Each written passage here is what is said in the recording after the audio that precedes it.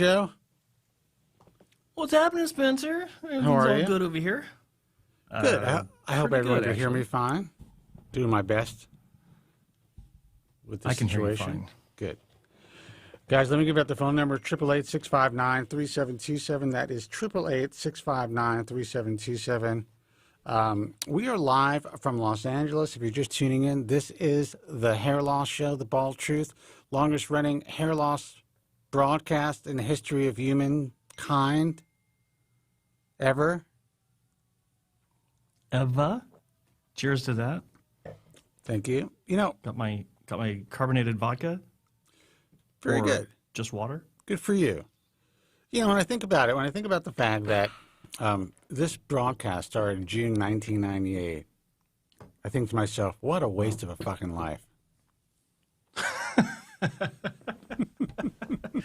I'm not proud of it. I'm not propping it up. I feel like I've wasted my life. What a waste of fucking time. You know why? Because even, you know, like I'm trying to do a little bit. I didn't do any Instagram this week. But for whatever reason, more people started to follow me. Even more people, I guess, started to follow me. And they're asking me more questions and a lot of DMs. And it's just the same shit over and over again, except it's another, you know, it's 2 decades later. Yeah, Same shit. that's what's amazing about it. It's fucking amazing.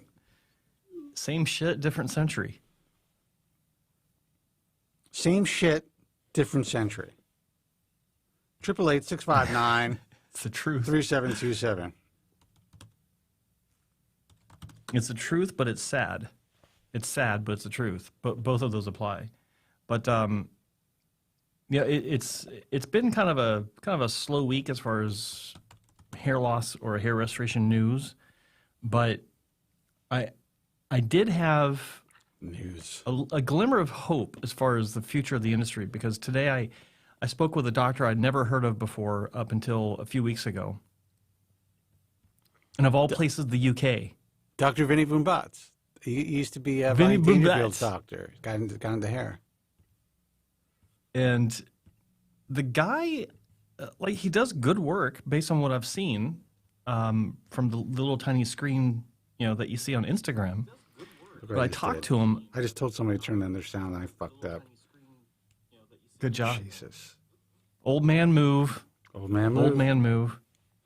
But I was talking to him about a mutually concerning subject where I won't go into the details of it, but I was surprised at the position he was taking on some of the subjects we were talking about, and I thought to myself, there are still potentially some good guys out there that we haven't come across. He's been following the show for several years. He knows who we are. He's just never reached out to say hello. He's never made his presence known.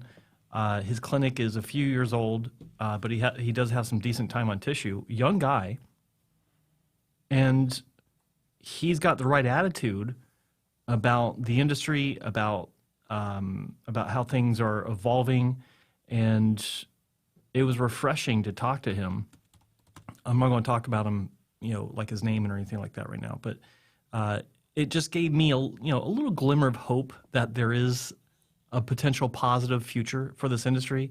Where I talked about this a few times a few years ago, where I was predicting that the industry would segment into two smaller markets. You'd have the cheap, the cheap, you know, any hair is better than no hair type of marketing or targeting of patients, where you can get, you know, 5,000 grafts for, you know, a cup of coffee. And then you'd have the other side of the coin, where you've got clinics that don't want to pander to the lowest common denominator, and they do want to do better work. They do want to be recognized for creating, first and foremost, natural results. And I wasn't asking this guy any leading doctors. questions. He was Then you have the form bringing doctors up this information himself. Then you have the form doctors where old hair transplant doctors go to die. Yeah, of course.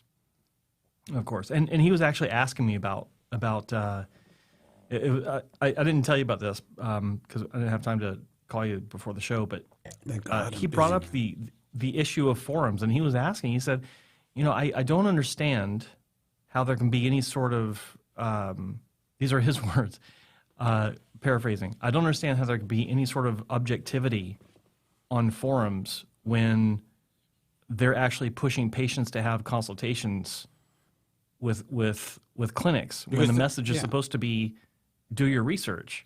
That's a smart that's thinking. not doing your That's research. a critical thinking physician. But there's plenty of smart guys out there who are just like, yeah, you know what?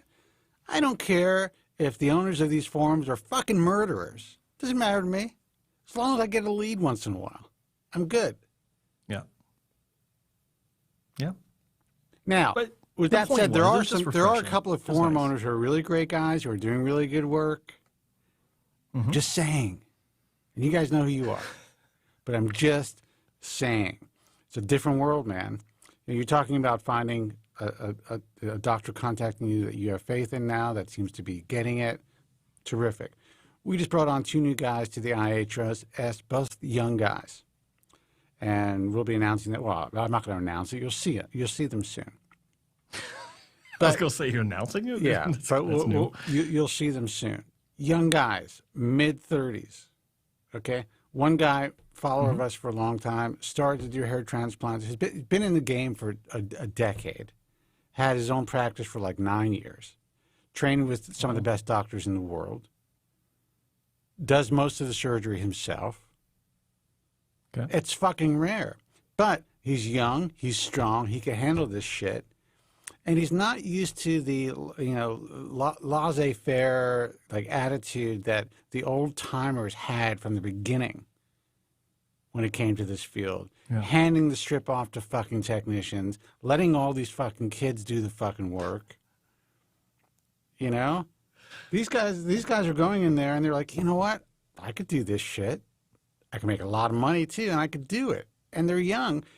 This guy's doing, actually both of them, they're doing all their own extractions. Not saying that's necessary, because there's some great techs out there who really are you're probably better off having the techs do that work in some cases, especially in the U.S. and parts of Europe, than the old physicians doing it. The guys that have been around the block, the grand poobahs, the guys that try to get their name on every fucking paper and get all the podium time, might be better off having some of their technicians do the work. However, these younger guys are willing to put the fucking time in now. Yeah. They don't That's want to what have it big. takes. They don't want to have a big staff. They don't want to have to deal with all that fucking overhead. And they're like, you know what? I could do this myself well. Yeah, it's going to take me 10 hours, but whatever. It's my job. Not the attitude these older guys have, man. It's not. It is not. And it's just refreshing. Like that was the whole point of this. And for him to ask some of the questions, like he was asking me, he wasn't just throwing out his opinion. We weren't even talking about memberships in any organizations or working with me. We were just talking about like I said earlier, a mutually concerning subject that we're brought together on, and it was just refreshing to hear him say these things, where he was asking me questions about things and then giving his opinions about it before I give mine, and those are nice calls to have. So that's the thing. That's the only really exciting thing that's happened for me in this industry this week. Before I forget, I want to throw a shout out to my buddy Rob, who just subscribed, is a first-time listener to the show. Not a first-time listener to the show, but he's back listening to the show, and he asked me if I'd give him a shout-out. So, Rob, shout out. Anyway, so fairly slow week for me anyway, as far as that goes. I've been really busy editing a lot of video, talking to a lot of patients behind the scenes. I've picked up on that front a little bit, so thank you for your patience to those that have waited for my responses. There's still a few more out there. And that's it. That's all I really got for this week's show. Hopefully we got some calls that ask some good questions. We can get into the nitty-gritty of stuff. But that's all I got for you. All right. Good night, Joe. I'm tapped out. We'll let you Good go. night. I'll take some calls. Okay. Guys, the phone number is 888-659-3727. This is the Hair Loss Show, the Bald Truth. It's a call-in show. Feel free to call in If you have any questions or concerns about your hair loss, if you want to talk about some future stuff, we'll talk about that if you want. Yeah. Even though I'm not really that into it, because the truth is, no matter how excited people may be, and I saw something about someone being excited about a GT 20029. I never even heard of it. It's kind of like, yeah. I mean, actually, someone sent me some information on it the other day. Okay. You know, we can look more into this stuff. We actually have a guy that is usually in the chat, Hair Loss Cure 2020. He knows everything about everything when it comes to all this future stuff. I would love for him to call in at some point to start talking about this stuff. He's more than invited to do that. I'd like for him to be a regular caller and give him a segment where he can talk about he could do future. That's exactly what I want to do.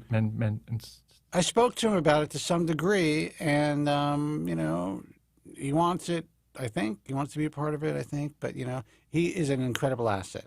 The work that he does and how he writes about this stuff and the research that he does is an incredible asset, and I think he could be a great asset to everyone who's listening to the program. 888-659-3727. Oh, my God, I think this might be a 917 number. Let's see who this is. Hey, you're on the air. God. Who's this, and where are you calling from? I thought the breaking news was my job, man. What the fuck? Oh, my God. I don't know if you remember me, man. I was your first caller in 1998 in June. WABC Radio. My name is... Fucking Joe, man. Joe from Staten Island. My name is... Excuse me. My name is... Would you like to may reiterate it? My name is... My name is... My name is... Have you heard it? Excuse me. My name is... My name is... My name is... Joe from Staten Island. Fucking Joe from Staten Island, man. Happy 2023. Thank you, man. I appreciate that introduction. Spencer, you're as handsome as ever. Did you have some kind of surgical intervention or something, man? I have not, Joe. It's just good lighting, but thank you very much. Yes. First of all, I want to thank Bald Jerry, you know, and his staff for arranging all this, reaching out to me and my people, and I'm really glad to say hello to you, man. Joe, we missed you, man. I mean, you abandoned the show. You just, you basically said, go fuck yourselves. What is it, 5 years now? Well, yeah, well, I'll tell you the truth. A certain doctor whose name I cannot to mention, you know, really destroyed my life, and I was institutionalized for 3 weeks. Severe depression. That's a fact. Well, I'm sorry to hear that. I want to let you know that I'm sorry to hear that. But I don't know if you remember the conversation that we had before we decided to give these medications and laser therapies a try. Yes, you did. You did tell me that. Yeah, I didn't listen. But I told you, don't do it, man. You can't go back. You can't go back in the past, can we? Today is February 17, 2023. Am I correct? I think that's the right date. Yeah, man. So, That's dude, Joe, you sound great. You actually sound better than ever. What's going on, man? How's Phyllis? Well, what's happening? Well, I'm still with her. You know, we're celebrating the 32nd anniversary this year. Wow, that's unbelievable. So, is it actually a celebration? Because the last time we spoke, I wasn't sure if you were going to, you know, you didn't seem like the marriage was a celebration back in the day. Well, what marriage is? How was your wife? How was your wife? Why doing, by the way? What? Can't talk about that. Yeah, how's your wife? What? Okay, I'm sorry. I don't know. I haven't been on the show in a while. You know, I don't know what's going on. I don't mean to be personal, man. And just so you know, if you're records, I'll be celebrating my 65th birthday in a couple months. 65 years old. How old? 65. Okay. 65 years old. The first time I met Spencer in 1998, I was 40 years old, and he was like, I think 34, right, Spencer, or 33. Wow. And we met. I was either 32 or 33. And we met at Morton's restaurant. He had his brass knuckles in his, I think, pocketbook, whatever that was. It was kind of odd to say the truth. It wasn't a pocketbook. It was a satchel, and I was carrying my gun. Right. You showed me you displayed brass knuckles after you got to know me for a while. Dude, how hold on. How weird do you think that would be? Some guy, some stranger, who's been calling the show, for what? I don't know how long you were calling the show. Asked me out to dinner. Wants to take me home in a actually- fucking in a car service, and I was just like, I dude, think you fucking drop me off over here because you're not seeing where I live. Yeah, I did drop you off in a limousine, and Spencer made me drop him off at a vegetable stand. Like I'm like, I got to pick something up. You drop me off right here, motherfucker. That's hilarious. No, we've had it was a very pleasant night. All kidding aside, you do look as good as you look fantastic, Spencer. I can't believe it. Well, thank you, man. I do my best. You're You as know. handsome as ever. If I was a woman, you better watch out. Joe, I know all about you, man. Alrighty then. No, but the bottom line is, the sad part, like Spencer said, since June of 1998, nothing has really changed in this industry. That's really the sad truth. Well, Joe, I put up a segment, you and I speaking back in 2014. I put it on Instagram, and your question was that, would you believe, or your statement was, would you believe that it's 2014 and we still haven't found more effective treatments for hair loss since my first airing of the broadcast? And I'm saying the exact same thing. Dude, back in the day when you used to call the show, or at the beginning, we all thought it was 5 years away. The very first phone call, I think we may have spoken about Dr. Go and hair multiplication. Yes. And all that fucking happy horse shit. Good times. And it's 2023. What do we got? Finasteride, dutasteride, minoxidil. People are still making RU58841 in their fucking bathtubs. You still got people, bro science guys, talking about, aromatase inhibitors and this and that and the other thing. Not much has happened, my man. One good thing that's happened that I think, Joe, is, and you've probably seen it, is these subscription services that are now kind of reintroducing younger guys to using finasteride, and the kind of the stigma about getting on finasteride or Propecia has diminished to some degree because of that. Yes. But, years ago, you always said so many words, guys, this is all bullshit. You said it. You didn't actually say it, but we got the message. And you know what, Spencer, you are a prophet, because you predicted, whatever you predicted came true. Nothing has happened. We don't have hair multiplication. We've none of these things. Look, Not even hair multiplication. you used to get mad at us, Joe, when and you Yes, wanted to I have did. that. You wanted to have that segment where you would talk about future stuff and all the happy horse shit that you would read online. I was like, all right, we'll do it. People want to listen to it. It brings a little interest to the program. It's something that you wanted to do, Joe. But I would just kind of, I'd let it happen. And this is even before the video. So I would just, maybe go into the other room, take a piss while you were talking. Because I knew it was all nonsense. And all the arguments and the forum shit that you used to read. I'm like, nothing's ever going to come of this. And it's not because I'm a pessimist. It's because anything that is even close to being reality, these scientists, researchers, people who are looking for grants, companies that have anything that's legitimate, they contact the American Hair Loss Association. They want us to be involved, or they want to give us embargoed press releases, to basically have the information before it goes out to the press. That's happened so rarely. I could count on one hand how many times anything legitimate came across my desk. And not much has changed. Yes, that's correct. I'll be honest with you. I still go to the forums. There's so much, thousands of companies. There's more companies than ever researching, as you know. Yes. Simpson, whatever, same stuff. Everybody's researching, but we still have nothing concrete. Nothing available for patients. Am I Well, correct? Joe, here's the good news about Stemson. Stemson is the first company that really got some serious venture capital from some serious players. So that's to me, that says a lot. I'm not saying we're connected, but I am in communication with Stemson on a regular basis, and I was actually asked to write a grant letter for them through the American Hair Loss Association, which I was more than happy to do. So there's a lot of, I think that's probably the most positive thing or sense that I get as far as what may be happening. But then you got companies like, what's the name of that company, Joe? Hair Clone? Hairbank. Hair, mean, no, it's hair, I think it's Hair Clone. Anyway, our friends from the fucking UK who are trying to get consumers, like vulnerable hair loss patients, to spend $2,500 or whatever they're charging to freeze their DP cells, to basically, take some of their cells, do some whatever it is, cryotherapy, freeze them for possible future multiplication. What a fucked up money grab. And it just shows you how desperate people are. And some of these guys are legitimate or quasi-legitimate hair transplant surgeons who are involved in this. You're right, hair clone. Well,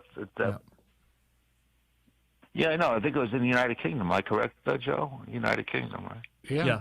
It is United Kingdom. Oh, yeah. Yeah, it started about Well, let me 5-6 years ago. Ridiculous. What a fucking money grab. I mean, it makes me sick inside to think that this is something that's even going on still. Well, as you know, it's this blanked up industry. As you know, Spencer, you're well aware of that. I don't want to take too much time of your time, but I want to say at age 65, it's not that I don't care. If there was a cure tomorrow, I'd be the first one online. But it doesn't bother me like it used to. I've come, like Bull Jerry has told you, I've come to accept it. But you know what? And that's amazing to me. That's because, amazing. we used to, one of the reasons why, we had you on the program every week for years, even though, Yes, and you you know did. this, Joe, Yes, you did. when I was on the radio, my producers were like, why are you letting this guy call in every week? This is a fucking radio show. You need something a little different. And my whole thing They was, want to be fired. They want to terminate me. there's a Yes, little bit of Joe in all of us, and we need our listeners to kind of understand that there's different ends of the spectrum. And for a long time, Joe, you were on the end of the spectrum of a true sufferer for many, many, many decades, man. And it really Yes, I was, man. affected your life in a way that we didn't want it to affect our young listeners the way that it affected you. And I thought that you were a good example of that. Plus, obviously, you brought entertainment to the broadcast, and we loved having you call in. And honestly, I think maybe, whatever transpired, maybe it was better for you not to be connected to the show, because you sound a lot better now, man. Yeah. Well, for some reason I'm drawn back to the show. I don't know why, but if you don't mind, I'll be a frequent caller again if you don't mind. Listen, I don't mind. You can call in. I don't mind. Joe minds. You should look at Joe's face when you said that. I Looks like he just took a dump in his chair.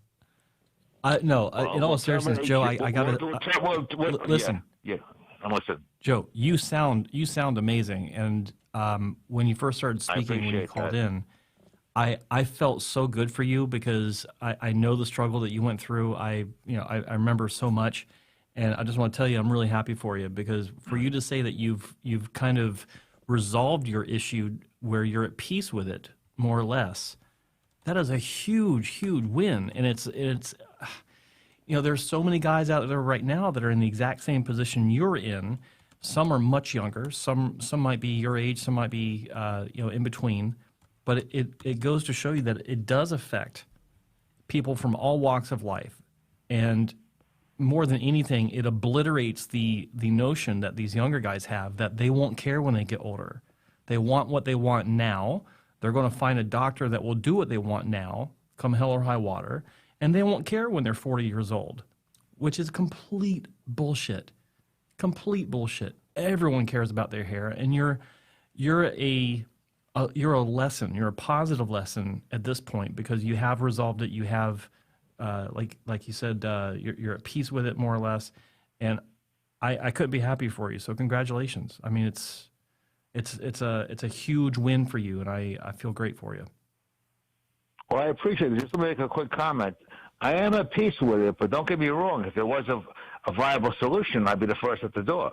You know what I'm saying? Oh, of course. So, yeah, it doesn't mean that you wouldn't be, but you're not obsessing over it anymore, and you're not letting it get to you. You're able to move forward now, and that's what it's all about. Doesn't mean that you're not concerned about it, or that you won't do something if, like you said, if a cure comes out.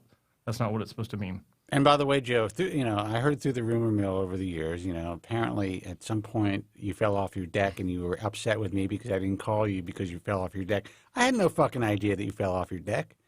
If I thought if I thought you hurt yourself in any way, I would have fucking contacted you.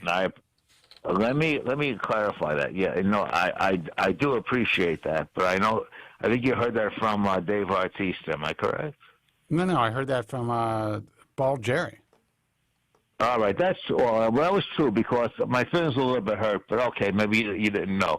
But as far as what Dave Artista said, I never said nothing nasty about you. As you know, Dave Artista was committed to, for Alzheimer's patients, the Psychiatric Institute. Are you aware of that? I am aware of that, and he did say some pretty interesting things, and I was a little hurt, Joe. But I was like, you know what? I still love Joe. I did say some very negative things about that doctor. That's true. I did say to him though that you hurt my feelings because I didn't hear from you. Those are the facts. How do you think I felt? How do you think I felt, Joe? All right, you're right. But you know what? Listen, that's the past, man. Today, absolutely that means nothing. And now I'm 57 years old, which is fucking insane. I don't believe it. I met you as soon as you're 32. Go ahead. I'm sorry. Go ahead. And you are 65 years old, and these young guys who are listening. I don't believe it. These young guys who are listening have no fucking clue of the reality of what's going on in this industry. That not only have things not changed, they have gotten 1,000 times worse. It is more dangerous to. You got fucked up by Orange Trike years ago, for sure. But as fucked up as you got, yes, I did. As fucked up as you got, Joe. These kids are getting so much more fucked up than you could ever imagine. They are done. Their donors are being destroyed. Even the kids that think they look good today have no clue that they're fucked in 5 years. What makes you? I mean, could you spoil me a little bit? I'm a little confused. What are you saying, surgeons? There's more bad surgeons today. I'm a little confused exactly what you're saying. Maybe I'm sorry to confuse you. Yes, the market has grown exponentially. The number of surgeons that are performing surgery, especially through these cosmetic surgery tourism places, in places like Turkey and India and other parts of the globe, are racking and stacking these kids. They're charging, whatever, $1,500, $2,500, $3,000 for a hair transplant, and they are essentially moving as many grafts as humanly possible. In most cases, using relatively unqualified, in my view, low-paid technicians to perform the majority of the surgery. Kids are flying from all over the country here in the U.S. and especially places like the U.K. and the UAE to Turkey, and they are having these high-density 5,000-6,000 graft cases, and for a short period of time, if the grafts grow okay, maybe they look good for a little while. But a lot of the hair is being moved from unsafe areas that are not DHT resistant because they're not doing strips. So these kids are fucked. That's what I mean. So, in other words, the bottom line is a lot of these physicians are exaggerating the donor area. Am I correct? The permanent donor area. They're not exaggerating it. They're just saying they're ignoring it. There is there's no such thing as a safe zone anymore when it comes to the donor site. No one talks about that. It's basically we can move 4,000 grafts in one session, no problem, via FUE, and now we can do a completely non-invasive, scarless in quotes, hair transplant. And it's not your grandfather's hair transplant. It's not like it was yesterday. This is a new technique, state of the art, all that happy horse shit. And it's all fucking lies. Oh, wow. Well, I'm very surprised to hear all this. I guess I have to get back to doing my research. Right? Yes, you do. Well, you know what? Honestly, you sound so much better, man. Just call in to say hi. I would say don't fucking spend your time online. Don't research this shit. It took you decades to move on. You sound so much better, Joe. I mean, you sound good. Well, I'll be honest with you. I've stopped my, as you know, I was an excessive drinker at one time, and as you probably witnessed, right? Yes. On multiple occasions. Well, you do a better job yourself either, Spencer. No, I could throw him down. I could throw him down myself. But the last time we saw you, you visited. We were with Andrew Zarian and the guys from Queens at Blog World in New York. You came to Blog World, and you had a fanny pack full of pills. Yeah, I remember that. Yeah. At least I offered you one, right? I offered you one. I wasn't going to take that shit from you. By the end of the afternoon, we had fucking almost put you in a wheelchair. Yep, that's true. But now, as you see, I've resigned from all of that. So you're clean. You're clean and sober now. Yes, I am. By the way, how's Andrew? I'm sorry, Andrew Zarian and Coco. How those cats? Are you still involved with them? Yeah, to some degree. I mean, obviously, great friends with Andrew. Andrew's got 2 kids now. Man, they're growing up fast. I mean, he's got a whole new life. Is he still married to his beautiful wife, Jessica? Yes, he is. Mm-hmm. Yeah. Oh wow! They have 2 beautiful kids. I know they're kicking ass and taking names in business. They're doing great, man. Joe, the fact that you're sober is unbelievable. That's why you sound so fucking good. I do appreciate that, Spencer. I know. Let me make one final comment, if you don't mind. I want to thank people for the chat room for all their positive commentaries. I really appreciate that. Actually, it's very emotional tonight for me. Wow. And also, I want to tell you, my son Vincent is 21 years old, and he has no signs of hair loss. That is incredible. Can you please comment on that, Spencer, briefly? My only comment is mazel tov, man. I mean, and I remember Vincent when calling the program as a kid, worried about his hair. Yep. No visible signs of hair loss. Wow. Well, one more final thing. I don't know if Jerry told you, wonderful bald Jerry, I'm taking care of my father like right now. He's 95 years old. Full head of hair, and he has all his teeth. Listen, I'm glad he's still around. 100% of his mental faculties. That's even more important, man. I wasn't that lucky with my father. I know your father. I know you took care of him, and you lost him at the age of 90. Am I correct? Yes, that's correct. And you tragically lost your brother Alan. We know that story. I'm going to revisit that. Am I correct? You are correct, my friend. You are correct. All right. I know you have to move on. I want to thank you and Joe tonight, and of course the wonderful bald Jerry. And if you don't mind, I'll be calling again soon. Joe, listen, I'm so glad that you called in. Anytime. You sound fucking great. My only wish for you is that you don't start calling the show and then start drinking again. So if you could promise me that you're going to stay sober, because you sound fucking great, then absolutely, we'd love to have you call the show, man. We missed you. I won't call weekly. We'll be a special guest. How's that sound? Call whenever you want. Anytime you want. One more quick question. Will you be going back to a bi-weekly show again, like you used to be on Tuesdays and Fridays, or will it still be a weekly show? No, I'm considering doing some things, on my own, but it won't be live. But Joe, your friend Joe, who's sitting right next to me in Vancouver, yes, he goes live, I think once a week on his own, or he's going to start. He's calling his show the Main Event. Get it? The Main MANE event. Okay. But no, we're every Friday, man. We'll be here. That didn't sound encouraging. I don't want to be. I don't want to be greedy. I really appreciate the airtime tonight. God bless you, Spencer. God bless you, Joe, and God bless my good friend, Bald Jerry. Joe, we love you, man. And listen, so we're friends again, right? Joe. Really appreciate that.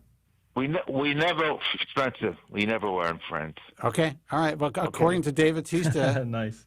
I mean, that was great. Where's Dave Bautista now? Where's he been for years? No, that's actually, it's really sad what happened to him. It is sad. He's a young dude. It's very sad.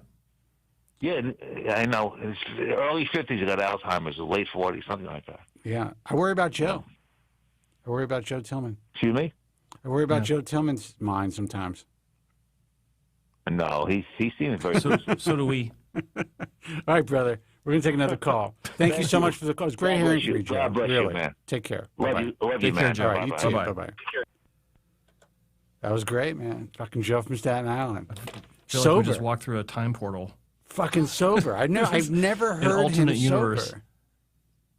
I've never It's a heard Joe him from Staten sober Island and not variant. depressed. Yeah, it's amazing. Like he sounded like I thought it was him when he first. But he spoke, sounded like a normal human being. but it didn't sound like him. yeah. Yeah, it sounded like it. Yeah, it was amazing. So It's never I'm- too I'm late for really, you, Joe.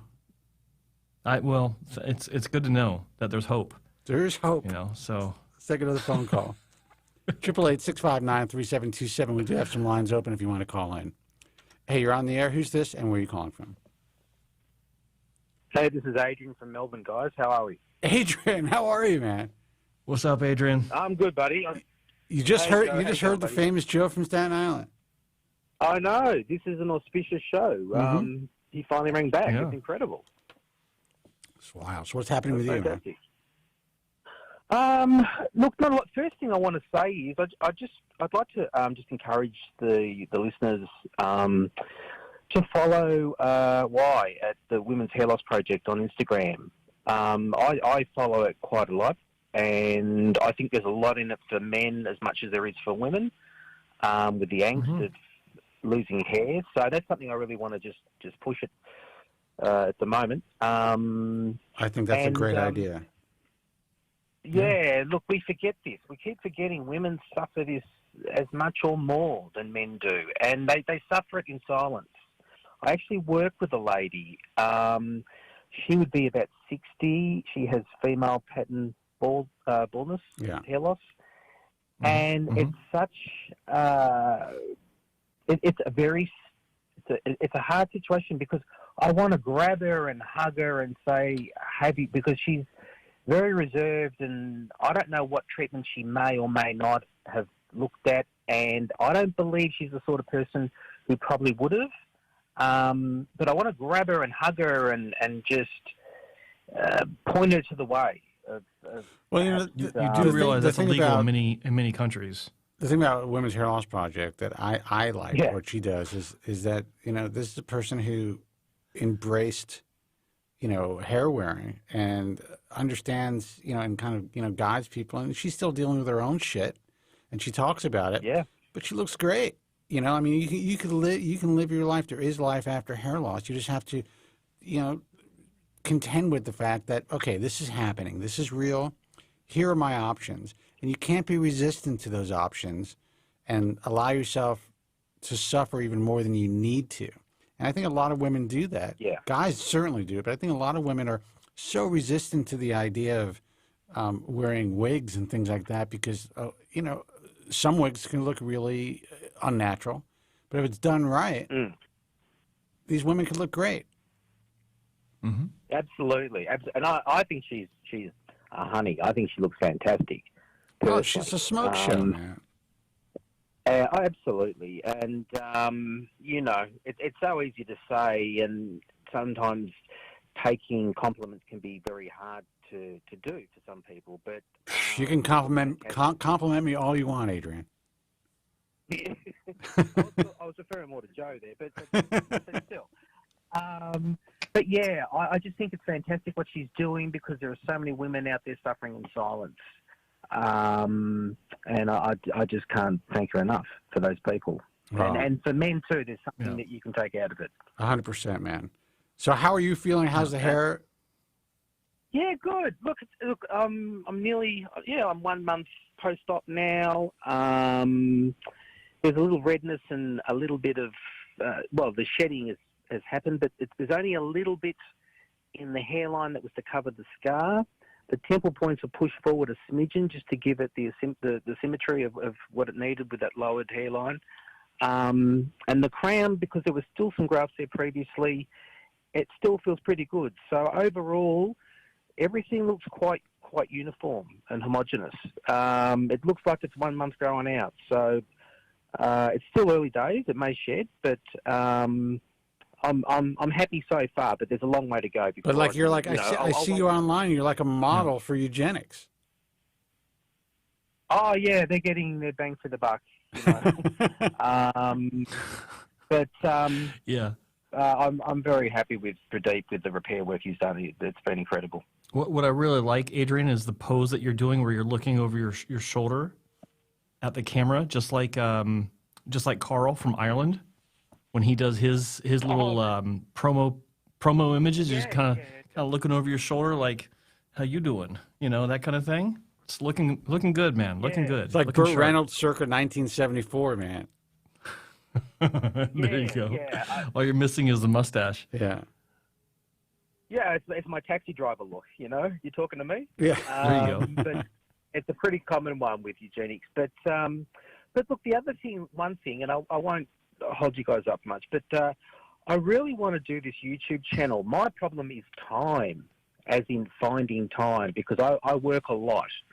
You just look at the bill for what I've done for my hair. I work a lot. Sure. And I think I'm going to have to scale back work, because to do more research, to basically to school myself in using YouTube and editing. And I mean, Joe, you've got it down to a beautiful art, and I'm just watching your shows for what you put into it alone is worth watching. What do you think? Why do you think I rely on Joe to put the show out there? I didn't want to do any of that shit. You know, it's not my thing. Yeah, I'm not even. Listen. I like doing the program. I like putting it out there. It's great. You know, if we get 1,000 or 2,000 people who watch it or listen to it every week, or if they're happen to listen on, you know, one of the if I decide to put up a show on like Spotify or whatever, great. We get another couple of thousand. The way I look at it is these are real lives that are being affected. You know? Yeah. So I'm fine doing it the way that we're doing it. However, I know that if I put a little more effort into, you know, my own channel and doing the stuff like you and I did a great interview, which I have to put up there, we could help even more people. But it's a lot of work, and I'm working all the time on other shit. Sure. Yeah. Yeah. And So- that's the situation I'm in. I'm facing, do I go part-time and do this? Because it is a labour of love. I really want to do this. It's not about money at all. It's just, it's a cautionary tale from basically the age of 18 to 56. And I just want to put that out there. And, you know, I've had some doctors that have been really supportive, saying if they need any help at all, like you guys have been as well, they're willing to help in any way. Sure, I'm sure they are. Interesting. Well, Yeah. I wanted to approach it from, I want to hear their versions of when things go pear-shaped in terms of maybe just repair people they have and what's involved and how basically how you can avoid getting to that point. So You need to ask them. You need to ask them when things go south in their own practices. That's what you need to ask them. that's exactly That's- what I want to do. That's the journalism And right whether there. They're going to be, yeah. Because So to that's be what I able to get a want. doctor to admit not only that things have gone awry, but how badly some of these patients have turned out over the years, it's going to be hard, my man. Trust me. Some of the best doctors, guys that you would never even imagine, I've had to deal with their patients, and it's fucked up. And also the way that they reacted to their patients. They've become super defensive. They always blame their mental illness on these patients. And I'm like, well, so you didn't sense this before you decided to perform surgery on this guy, that maybe he had OCD or maybe he had body dysmorphic disorder? Yeah. I can see that shit from a mile away, just from the basic questions you ask before surgery. I can tell if a guy's a candidate or not. Yeah. So anyway, and they're the sort of questions I want to ask. I want to put on the show. That's exactly it. So look, it's something I have to make a decision on, and that is with work. You know, I work 50, 60 hours a week. Something's got to give. So that's where I'm. well, at. don't But stop your Adrian, day Adrian. job, dude. Don't do that. Don't come in and stop your day job unless you somehow are able to figure this out and do it well, consistently, and find a way to make a living from it. My advice to you, Adrian, is like Spencer said, don't quit your day job, because you're not going to make any money doing this. Like if you want to monetize it eventually, it'll take a long time to get there to where you can afford to work less, and have your channel supplement that lost income. I don't pull any money from this channel, so I don't have to worry about that. But what I recommend to you is, if this is something you want to do, it's your passion to find a way to put this out there, then there's only one way that you can do that. You sit down in front of your phone, go onto your YouTube, start streaming live, and that's it. That's how it works. Because when you're trying to, you don't have to reduce your hours at work. You don't have to make compromises in your schedule, because it's just that easy if you don't let the analysis paralysis keep you from doing it. And that's what everyone goes through that has to go on stage. If they do want to start a YouTube channel or some sort of live stream, they put all this thought into, well, I got to do this, I got to do that, I got to learn how to do this. No, just sit down in front of the camera, turn your phone, and you can start live streaming. You don't have to edit anything. Like, we don't edit the show. Yeah. What you see is what you get, because once we're finished live streaming, it's processed by YouTube, but it's playing back whenever anyone clicks on it. So you don't need to worry about editing or anything like that. I've had people in the podcasting world who are like, you've been doing this for 26 years. Why don't you pump up your podcast? Why don't you get more content out there? This is what I like to do.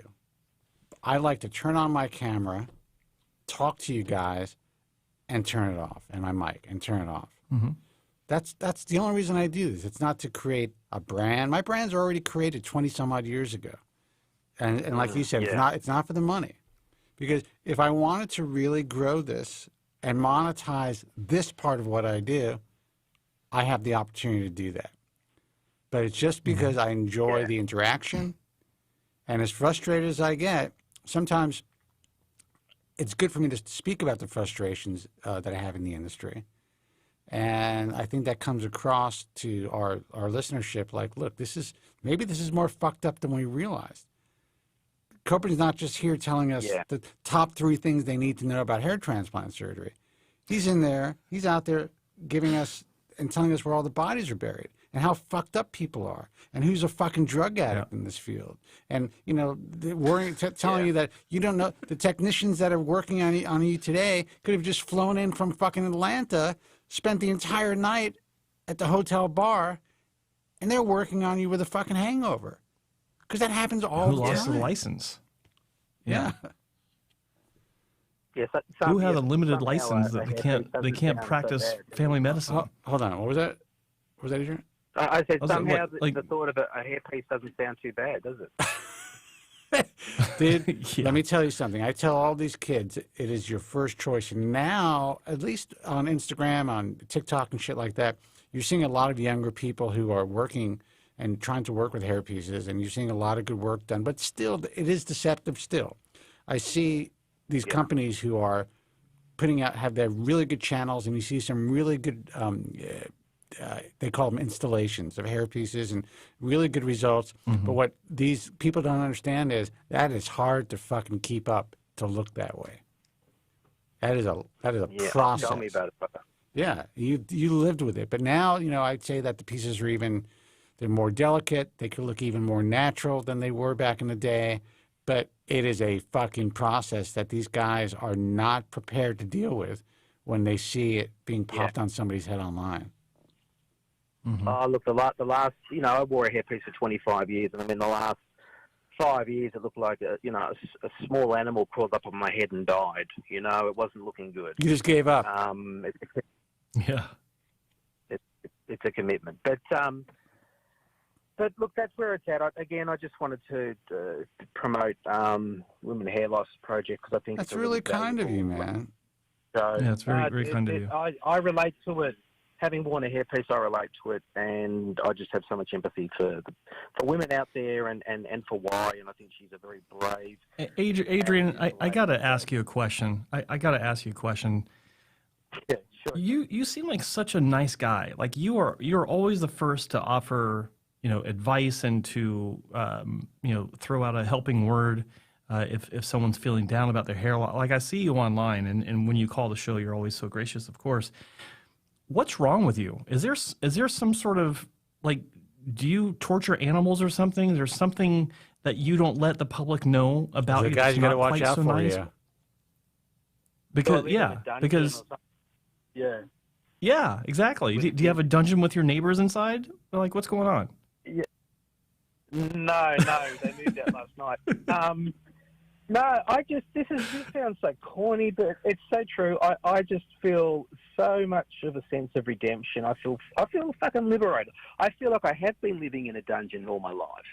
And Joe, you know this more than anyone. With that phone call that you made to me 7 years ago, whatever it was now, that was the lifeline. I felt like I was Tom Cruise in that movie Castaway, and I was just out on my little raft in the middle of nowhere, and you threw a life raft at me, man, and you hauled me back on that ship of hope. And suddenly I thought I do have options. Thank you. Hair transplant was the game then, and please, there's no thanks because it's true. It's a fact. It's not just a compliment. It's a fact. And I suddenly had options. Now that it was SMP back then, but at least I started to find there's a way of addressing the scars. Because having hair was just so far removed from my thoughts, and where I am today, like it's two different people, and I just feel, I'm 56. Like Spencer, you're not the only one who's close to falling off the perch. How dare feel you? it too. I'm aware of there's things I want to do. There's so many things I want to do, and they don't all reside in Thailand. So the point is, I just want to share. I don't want people to go through what I went through. You guys don't want people to go through what you've both had to have gone through. And I just feel good. Like I get a lot of DMs on Instagram from people. I don't even know who they are, and they're usually from the same demographic. They're young guys in their mid-late 20s. They've fucked up their hair from Turkey somewhere, and what do I do? And I almost give a kind of a stock standard reply, not because I'm being shallow, but it's the same problem, and the answers are pretty much the same. And all I'm doing is giving them options, because they do have options, but they can't experience it or believe it, just like I could not experience it or believe it. I'm going to be candid with you. I'm going to be candid with you, man. They have less options than you had. You didn't realize the options that you had, because you had old plug grafts, and then you had, obviously the grafts removed. You have the linear scar in the hairline, if I remember correctly, plus the scars in the back. Yeah. Still not as bad as having 7,000 punctate wounds, large wounds, all over the back of their scalps, that in many cases they have no donor. Even if they have body hair, they can't be repaired, some of these kids. That is true. And look, a lot of them too have duper, or they have permanent shock loss, and just a buckshot donor that's left. Absolutely. So, it's something I get out of it, trying to help. I mean, it's what I do today. I'm at work now. I just enjoy what I do, because it takes the focus off your own pain. That's something I want people to realise, is if you're out there listening and you've had a really bad procedure or something, or you've had a hair transplant and you're like me, you're a month out, you're really starting to have buyer's remorse or second doubts, best thing you can do is do something for someone else. Because one, it takes the focus off yourself, and two, you feel better doing it. It's that simple. And Adrian from Melbourne, man, I appreciate you. We appreciate you calling the show. I'm so happy for you. You look great. And well, thanks for having the show, because without your show, I wouldn't be sitting here now where I'm at. And so, big thank you to you guys. I think a lot of people probably owe you a bit more than they let on. And like I've said this before, you're helping people all around the world. They may not be clicking that like button. They may be wherever they are, but they are benefiting. So I can't thank you two enough. I wish I had found more of this knowledge when I was younger, but that's behind me now. And I look at life like driving a car.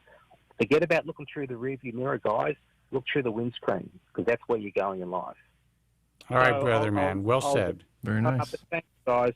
Take care, and you have an awesome weekend. Okay, you take care. Thanks for the call, brother. Take care now. Bye-bye. Bye-bye. Thanks, Joe. 888-659-3727. Are you crying, Joe? Are you crying? No. Okay. Hey, you're on the air. Who's this, and where are you calling from? Hey, it's John from the Bay Area. Thanks for taking the call. Man, that's a tough call to follow, but What's happening, John? How are you? Do your Pretty best. good, Do your pretty best. good. Yeah, well, mine's a little different. I'm not all into all that. But let me just tell you. So, Spencer, I took your advice. I'm the let's see. Well, I don't want to say exactly what I do and all that, but we've discussed that before. I just get right to it. So I've talked to now. I've gotten three. I've had 3 consultations, estimates of potential grafts, because I called about Dr. Rose. I said, hey, he said 2,000 grafts. But I was a little suspicious because I thought maybe that's all he wanted to do, or he just recently moved out here. I'm in the Bay Area, and the staff wasn't set up, and So Dr. Verona said he could do 3,000. Okay. He could do 3,000, and then another lady up here said she would do 2,500. So the gambit is from 2,000 for an extra 1,000. And I'm even taking a little page out of Morty's playbook, and might be playing golf with Dr. Rose. He's a nice guy, and making friends with him. And he is a smart guy, and he's been around. He knows a lot of people, and he has a lot of experience. And so I may be doing that, and just to kind of make it so he will treat me better. You get kind of worried. It's almost like you almost want some kind of friendship with these guys, so they won't throw you to the wolves, so to speak. Well, I'm gonna give you some advice. If you want to become friends with him, that's terrific. But it will not. In the end, if something goes wrong, it will not benefit you in any way. Yeah, no, I was just thinking that maybe during the procedure it could hurt. And he's new to this area, and he does love golf. I mean, I just thought it couldn't hurt to do that. I mean, I just threw it out there. Hey, if you ever want to, because I'm a member of a club up here, he goes, yeah, I'd love to do that. So, and I just thought, and also in my profession, he asked me some advice, some side advice in my profession. He needed some help on something. So I just thought, hey, it would be the worst thing in the world. He seemed sincere about that. So, well, look, he's a nice guy. He's been around for a long time. He has a really good skill set. If he has the right team right now, and that's who you're comfortable with, and well, he said they're pretty good. He said they're pretty good, because I've been hearing more about that, even from the techs. Are the key. The techs are very, very, very, very important. He said they're pretty good. I mean, he said they're pretty good. It's almost as if, they're new. He's only been here a few months. So right. It's like how familiar could he be with them? So that's one. And then I have a consultation with Dr. Deep coming up out here. I just want to see what he says. And I know someone who had a procedure with Dr. Deep, and it looked pretty good. He did 2,250, but he said that the scar in the back was numb. The back of his head was numb for 10 months. And that's just kind of like, geez. I mean, that seems kind of, people tolerate a lot of that. So I hear that. Joe, to be fair, Joe wants to jump in on this. I want to let Joe speak. To be fair, go ahead. I'm sorry. When you do have a strip surgery, the back of the scalp is typically numb for several months, with a gradual increase in the return of feeling over that time. For me, it really wasn't an issue until I would reach back to actually touch it, and that's when it was kind of creepy. But in your day-to-day life, at least for me, it never bothered me. And keep in mind that my scalp in the crown area on down, like just above the donor scar, was numb for 9 years before I had my repair with Dr. Wong. And it wasn't an issue for me. It just didn't bother me. But I'm also kind of different when it comes to how I dealt with my own hair loss problems and hair transplant problems than a lot of other people. So I can see how it would really bother some people, but I think that those are the people that are, just my observation, they're the kinds of people that kind of respond to things that aren't really big deals to me, and it really bothers them, almost like an OCD type thing. So, it is what it is. But as far as the normal recovery from an FUT surgery, that's expected. The back will be numb for several months before it returns to at or near the same levels of feeling it was before the surgery. It's like any surgery. If you had an old school hernia operation, you're not going to feel that shit for a long time. When Joe got his penis enlarged, man, it took like 5 years to get your feeling back, right? But it was worth that every defeats inch. The whole purpose of that. That's right. Hey, but the thing is, though, the doctors don't tell you that. Not one of the doctors mentioned that part about the numbness. They don't mention that. They don't say that. Why are they going to say that? They should, but think about it. They're trying to make a sale, dude. This is what the show's for. There's good doctors out there. Even the best doctors in the country, in the world, still are trying to pay their kids' tuition. But that's such a common, that seems like a pretty major after symptom to me. You would think that you would mention that to the potential. You know, you could even have, even with FUE, depending on the case, depending on, how things are extracted, depending on the exact area things are extracted from, you could have numbness for a long time. It's not as prevalent as when you have a strip. But I've known guys who've had like large sessions of FUE and they had, they thought they had nerve damage. Eventually, everything started to work out and they started to get the feeling back. But shit happens, man. And those are large FUE cases, Spencer. They had nerve damage. The back of their scalp. I'm not saying they had nerve damage, but they had nerve interruption. Now, why would that happen? You think you're going a very shallow depth. Shit happens. Well, that leads to this other question I have, and this, and I'm still, I'm going back. It just drives me crazy, all this stuff, and that's why I appreciate you guys letting me vent on this. The no-shave FUE, and Dr. Daniel, his website, man, like he talks about no swelling. He talks about 2,500 to 3,000 grafts.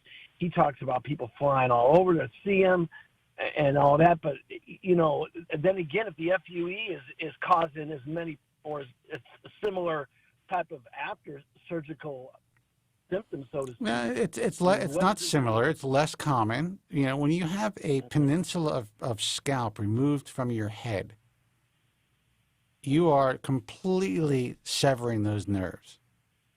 So there's a much greater chance of having longer lasting numbness in that area.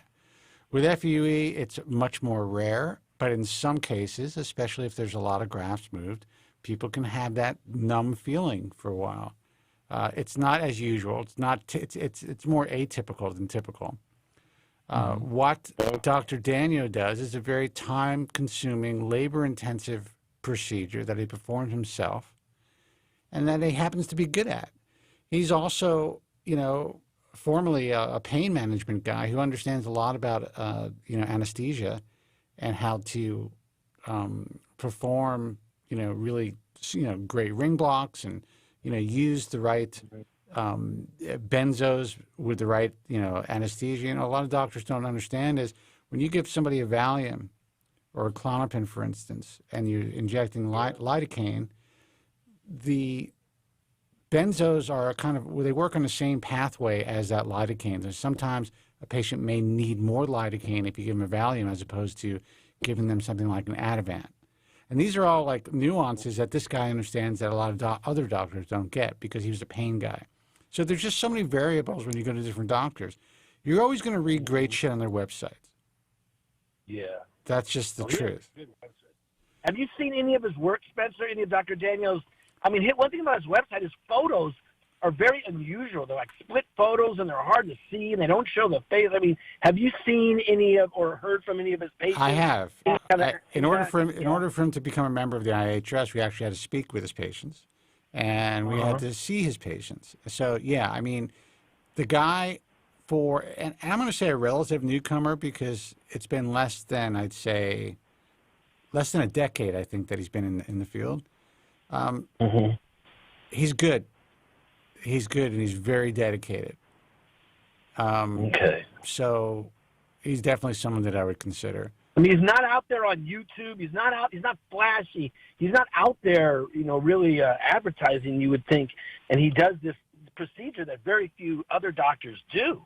Well, that's why he doesn't need to do it. The guy's booked out. The guy is busy as shit. He'll call me once in a while just to bullshit, and he's just like a happy dude. He's like he can't even believe how busy he is. He loves what he does. So that's a good thing. Now, what about this? I thought I heard say this is technical, and I don't. He's claimed that he doesn't do lateral slits.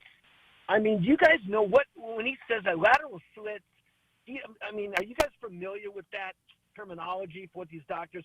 I think Dr. Danielson, he does not do that. Do you know the difference, or am I hearing something wrong? Yeah, Or we know the difference. that's I'll let Joe. I'll let Joe speak to it because that difference was created in a clinic that Joe worked for many, many years. It's the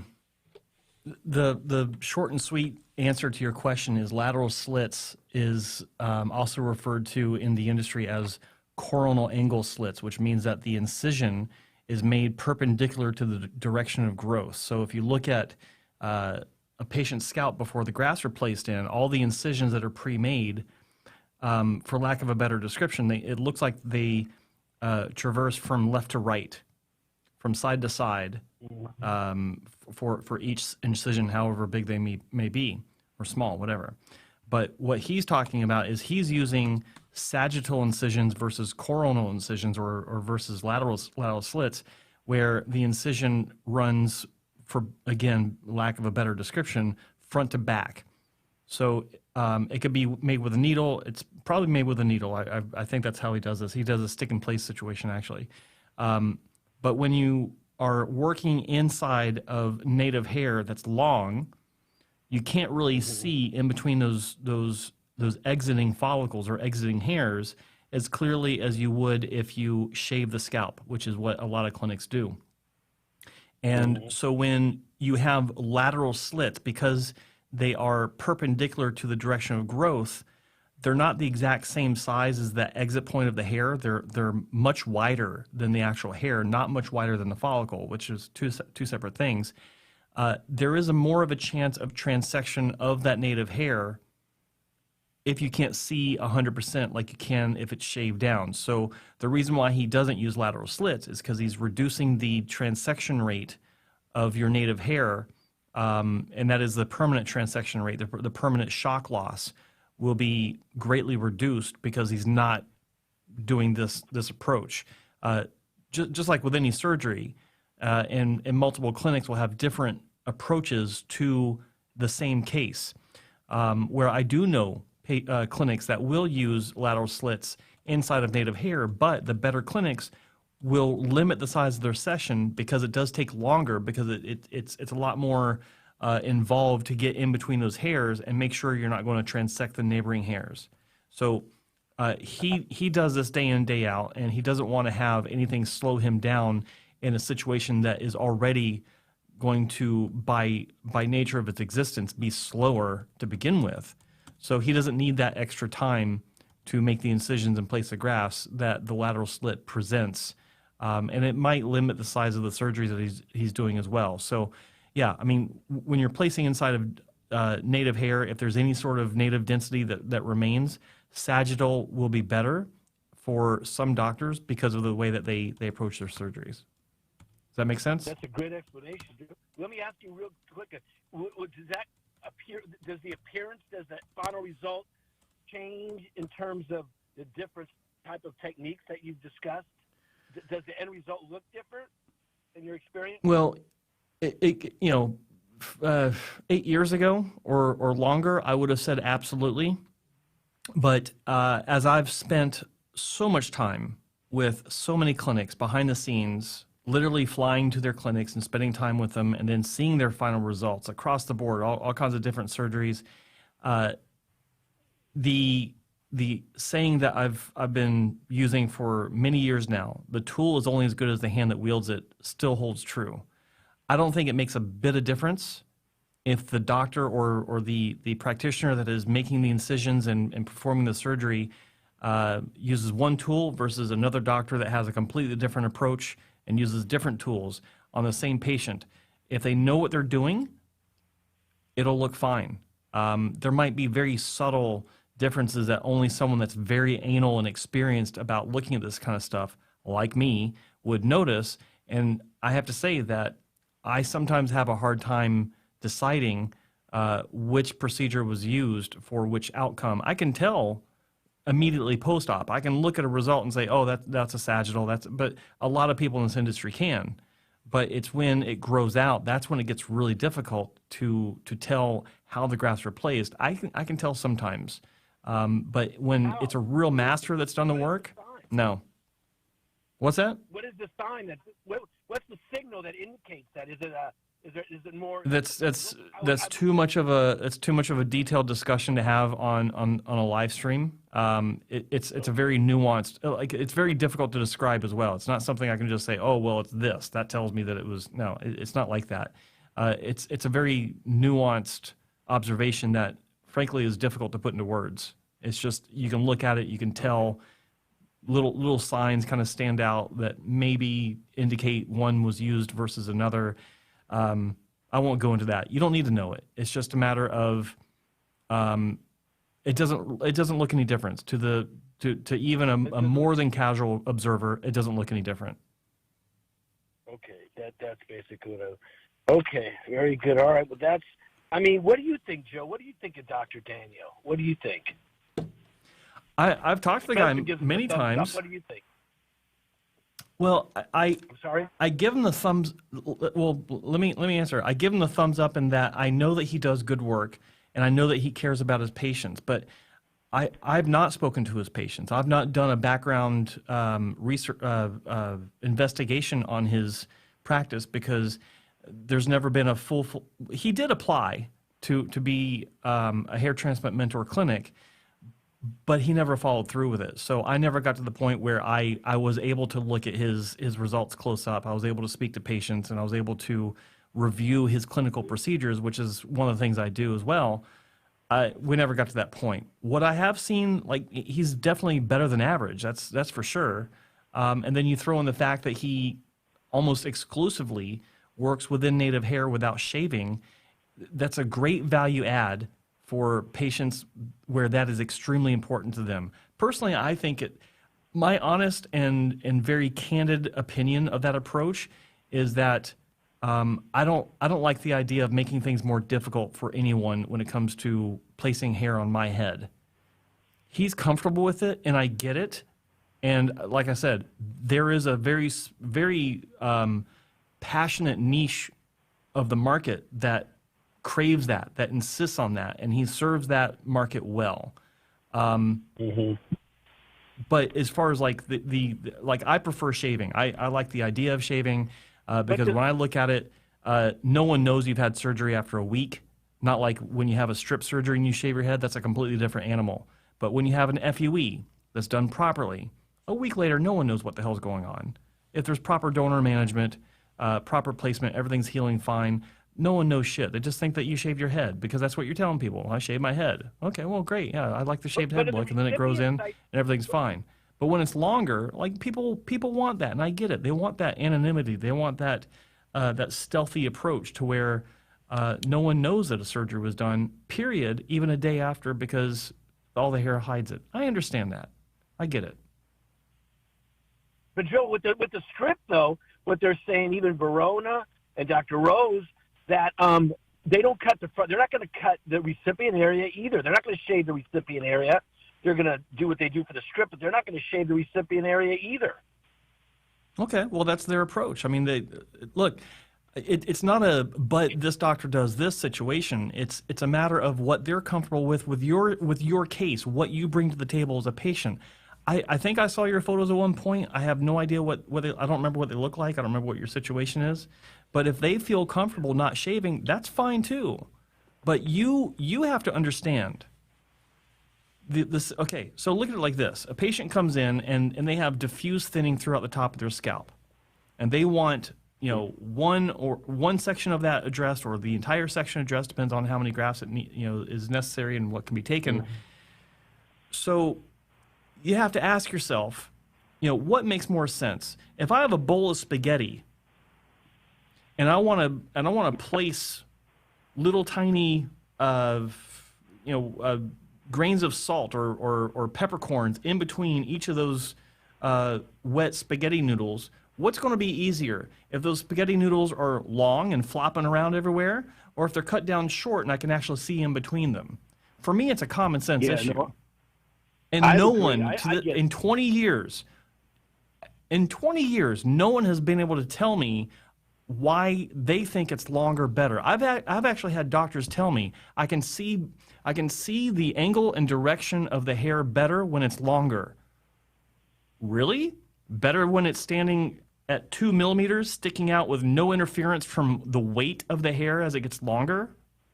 No one's been able to explain why it's better longer. I used to work with a doctor, had him on as a member, and he told me that exact same thing later on. I asked him, like, why don't you shave very often? He tried to tell me that line. No, I called bullshit on that. It's a convenience matter for a lot of doctors. I'm not saying every doctor, but it's a convenience factor. And what do you mean by that? What I mean by convenience, I was getting to that. What I mean by convenience is it's easier to sell the surgery if you're telling the patient you don't have to shave. Right. That's an old trick true. in the hair transplant business when you're trying to fill a chair, when you're trying to make the sale, when a patient throws up an objection to the presentation. Yeah, but I just don't want to shave my head. No, Mr. Patient, don't worry. We don't have to shave your head. We can do it in between the hairs. And that may or may not be true. But you have to ask yourself, do they have a bunch of results on their website where the patient wasn't shaved? And you can tell in the before images, like obviously, you know, they'll have the long hair and you can see it's wet. They'll usually wet the hair when they're doing the surgery so if you can see the scalp better. And you'll see the little places where they place the grafts. If they don't have that consistently in their portfolio online, and they're telling you that it's easy for them, you got to ask yourself, then why don't I see anything online on their own website? Yeah, I never thought about that. That the before and afters, you don't know if they were shaved or not. That's a good point. I never thought of that. That they don't. Well, you do know if they were shaved before or not in their before images because they're a lot. Well, a lot of the cases they'll show the immediate. Surgery, we don't know. Yeah, we don't know what they did right before they. Okay, started yeah, the good surgery. point. Good point. But those clinics that do show the immediate post-op images, you obviously know because it's immediate post-op, whether it's shaved or not. But you're right. You're absolutely right. You don't know if the patient was shaved right after that before image was taken when they had the surgery. So that's a very good point. I give you that. Yeah. But that's the thing is like, you know, you have to be able to justify, they have to be able to justify what they're telling you with documentation because this is a visual science. This is a visual procedure. This isn't something internal. They're not connecting arteries or anything, or putting in a stent. They're influencing and affecting and potentially screwing up the way that you look, the way that the world sees you, the way that you look in photos, the way that you look in front of a camera, the way that you look when your loved ones are talking to you or when friends are talking to you. That's what it's about, man. Right. No, I Look, know. I'm really down on all the methods that clinics use to entice people into having surgery. If they brag that they do one thing one way and that's all they do it, the only way they do it, then fine. That's fine. And I believe that if that's the way that they do it on a regular basis, then that is a great way that's a great clinic for you to consider if they can demonstrate that that's their methodology, like Dr. Daniel. That's his MO. That's his claim to fame. I don't shave the patients. He once told me he thinks he's had 2 patients ask to be shaven, and he wasn't sure why. And I think it had to do with something I wrote years ago where I was talking about how you can see better. And he assured them, well, you know, I don't do that. Like that's not my normal thing. And they have the surgery and they're happy. What's that? He's just so used to doing it that way. He might be exactly. And there's a lot to be said for that. There's a lot to be said for that because he focused on that from the beginning as a specialty part of his craft. And that's what it comes down to. Again, if they can demonstrate that that's their normal approach, then fine. But if they're making concessions, to you, the patient, just to make you happy so that you do sit down in the chair, walk the fuck away. There should be a John-shaped hole in the wall of you running away.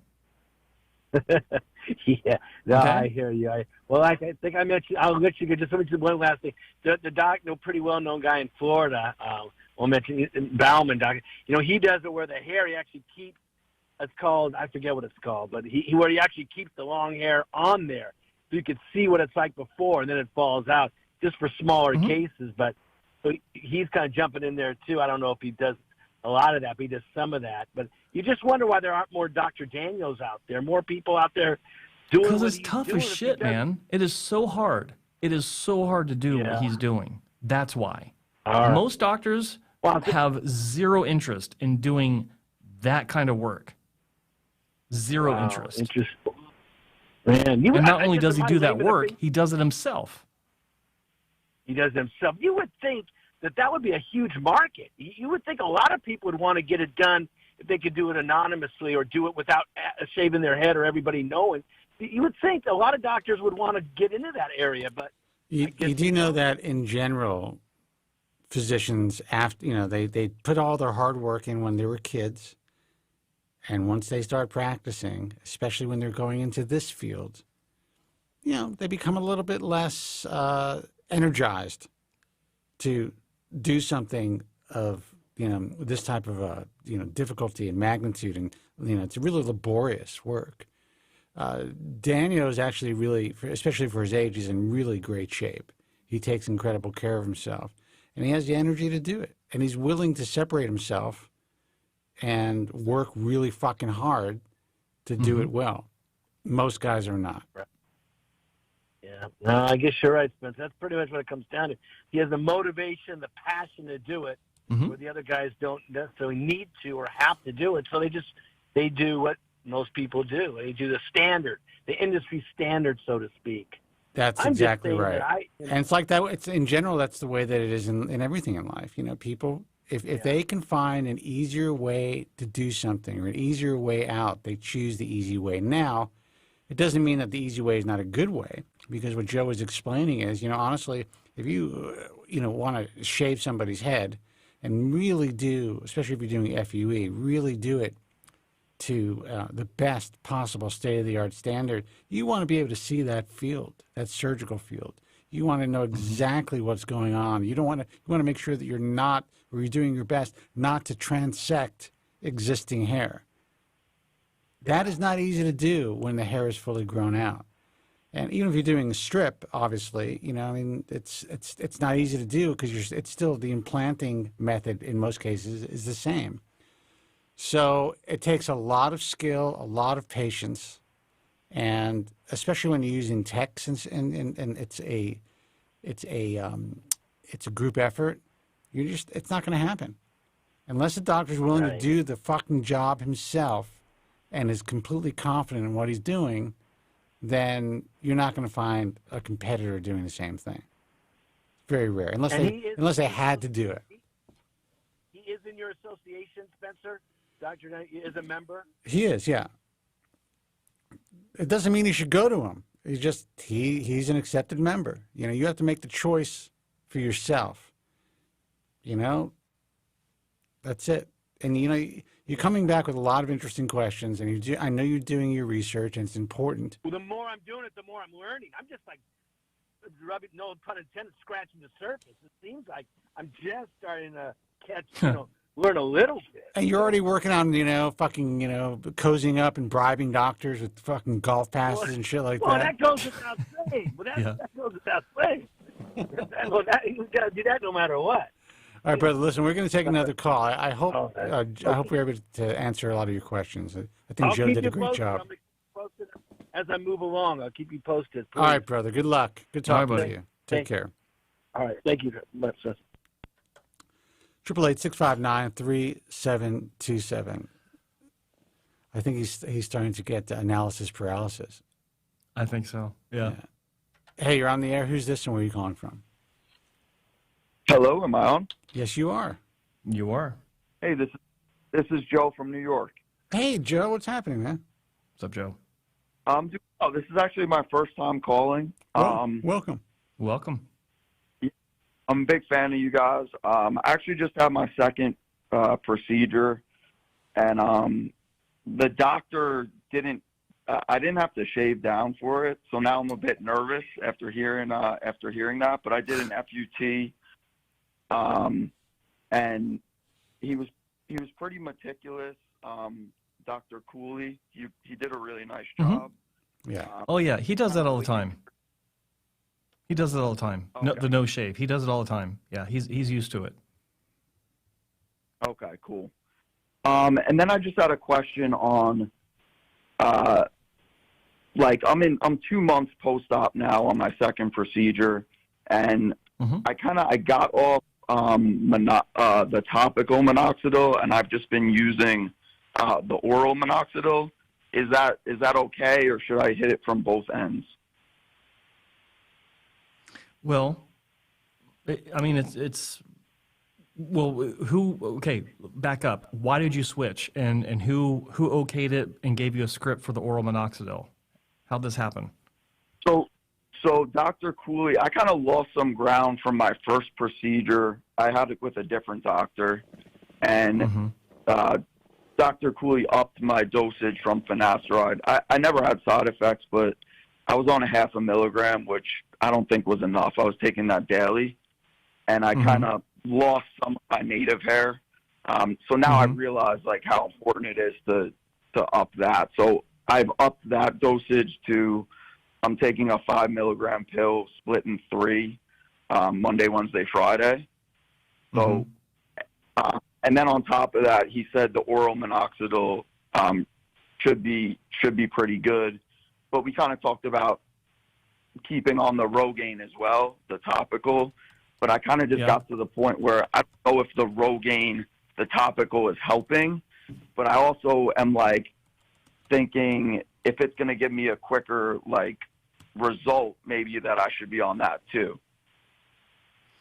So did you stop taking the topical already? Or are you still doing that and just thinking about dropping that and sticking with the oral minoxidil? No, I dropped it. I haven't been on it in 2 months. I've just been on 2.5 milligram oral minoxidil. Okay. Okay, so you stopped when you had your last surgery, basically. Yes. Yeah, exactly. Okay. But Dr. Cooley said you should continue and add oral minoxidil to the regimen, right? He said, I mean, he was more adamant about the oral because he said, you know, some people might not even be getting the benefits from the topical. I don't know how, I don't know, you know, why. He said maybe something in your scalp might not be connecting with the topical. And I didn't really feel like I was getting results from the topical at all. Okay. Well, okay, so that's fine. I mean, the reason I'm asking is because knowing Dr. Cooley like I do, you know, he's a fan of oral minoxidil for sure. And what he's talking about where he thinks it may not be, well, he's talking about how it may not be absorbing properly for you.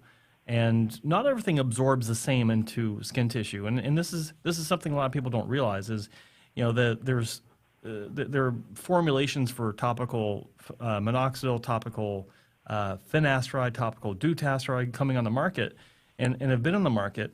And people talk about how they, you know, supposedly absorb better because of this delivery vehicle, or it's got, you know, these special ingredients in it. It doesn't apply to every person the same way as it does other people. So yeah, I mean, topical minoxidil may not have been working properly for you compared to the next guy where maybe it works fantastic.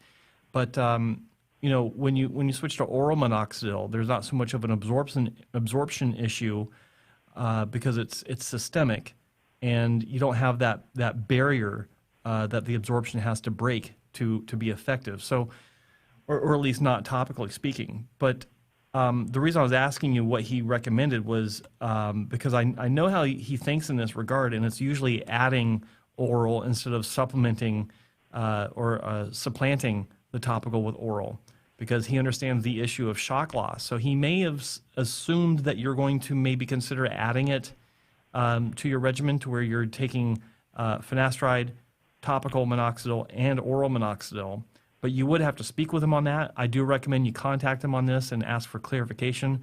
It's been 2 months, so it's a little late for that to be really an issue that you could transition back into without sort of seeing any sort of side effects. But my question is, being 2 months out, have you seen, I guess it would be kind of difficult to tell, because you're going through a shed anyway from the surgery. But yeah, my concern always with people stopping one medication for another, even if it's the same medication, but you're just switching the way that it's administered, oral versus topical. I'm always stressing to people that there could be a telogen effluvium that kicks in that can make the issue of hair loss seem worse, and actually make it worse, where some of those hairs may not come back. It depends on how strong they were, how terminal they were, and if they were being affected positively by the medication to begin with. And that goes into the issue of, people will stop their medication all the time because they say, "Oh, it's not working for me." And the way they qualify that statement or that position is, "I wasn't getting any sort of increase in hair growth, or it wasn't getting thicker," so they think it doesn't work. When in reality, it is working, because it's continuing to maintain the hair as it is. It maintains the status quo and prevents it from getting worse, which is the whole point of these medications to begin with. If you get growth, or if you get thickening or improvements visually, I consider that to be a bonus. And so when you switch up things like that, I'm always concerned that it can cause additional problems. It's been 2 months out. I think that if you were going to have problems, you would have noticed it by now, but it's also difficult to tell because you're going through the shedding phase, or you went through the shedding phase from the surgery. So at this point, adding it back in, don't know if it'll make a difference because don't know what it was doing for you in reality. Talk to Dr. Cooley, and obviously stick with what you're doing now. Don't change anything up in the future, because you're going through the recovery from another surgery. You want that to be the only variable that's unknown. Keep everything else static. Don't change your medication. Don't change how often you take it. Don't change your dosage. Don't change the delivery of the medication at all, period, for another year. Let your surgery mature. Let it have the time it deserves to do what it's going to do, so that if you do have questions about the development, you won't have to look at your medication usage and say, "Oh, well, I changed this at 6 months. Oh, yeah, I fucked around with that one at 5 months. And, oh, yeah, at 9 months, I stood on my head for 5 hours thinking that would help." You don't want to have to guess about something that you changed and wonder if that actually affected something, right? You want the surgery to do what it's going to do and have no other influence from anything else that you've done in that time frame. Make sense? Yeah, definitely, Good. Bill. Thank you. Can you so explain much. it back to me, because it didn't make sense to me? All right, brother. Listen, I think Joe gave you some good advice. I really appreciate it. Thanks for having me on, guys. All right, you take care. You're good welcome. luck. Bye. 888-659-3727. In short, if it ain't broke, don't fix it. Or that, yeah, Yeah. exactly. And by the way, I want to thank everyone for joining us today. I'm sure we'll be taking another call, but I'd like to see some more activity from you that are watching. Please hit that like button. All these motherfuckers We're here are every- selfish, man. Every Friday, we don't make any money from this. We're Help taking me, 2 hours out of our help days me, on Friday. help me, and go fuck yourself. That's what they're thinking. Pretty much. Yeah. Pretty much. That's the way it feels sometimes. You Tell have me no about it. problem sitting there watching us or listening to us, but you seem to have a problem pressing that like button. It's unbelievable. I don't know. All right, let's see who this is. Hey, you're on the air. Who's this, and where are you calling from? Hey guys, Mike from New York. How you been? Mike, man, what's happening? Mike. Not much. Same problems that I'm always having. It's getting worse, but Oh, man. that's not that's not even why I called. I called because you guys were talking at the top of the show about the GT, whatever the numerals are after it. And it's funny you mentioned that because I know you guys are mildly familiar with Kevin Mann, Hair Cafe on YouTube. Yeah. Mm-hmm. Yeah, so he's done several videos about this, and he goes very deep. He's like Derek from More Plates, More Dates. He goes very deep into this stuff. I like that guy. brings He's up all- he's a super passionate dude, man. I mean, yeah, I give very him his fucking props. I give people respect when respect is due. This guy, a lot of people might liken him to kind of being like a bro science guy, but he has a very interesting way of, he gathers the information. He doesn't just regurgitate it. He, kind of provides just a good take, a good take. And he's very passionate with the way that he does it. So, yeah, I think it's cool. Yeah, and so he's done a couple videos on it. And he was talking about, that he feels is very promising. I think it's in phase 2. I don't know what phase it's in as far as clinical trials. But essentially the way it works, and I may be getting this kind of wrong, I watched the video maybe about a week ago, was that it basically kills those receptors dead in its tracks. So where it's a different mechanism from finasteride or dutasteride, where that's lowering your DHT with the 5-alpha reductase enzyme, this actually stops the receptors at the site, so they can't even receive that androgen to the hair follicles. So he's saying that, and I even commented, I wrote on the video, yeah, it's always 5 years away. We've heard this time and time again. A billion things have been in these clinical trials, and for some reason, he thinks that this is different somehow, and that, when combined, he's like, forget about just even the regular drug. When you combine this, you'll be able to combine this with a finasteride or dutasteride stack because they're different modalities, and he feels that this could be very promising to, stop it, completely dead in its tracks. Listen, I think it's possible, for sure. The only problem is it's going into phase 2 trials currently. Will it make it out of phase 2 trials? Will it get to phase 3 trials? And will it ever come to market? So I think it's all interesting stuff when we're talking about this. And there's maybe there is some real light at the end of the tunnel. But until we get closer, it's going to be hard to say whether or not you guys are even going to be able to get your hands on it. What does it take for it to go from phase 2 to phase 3? Do you know?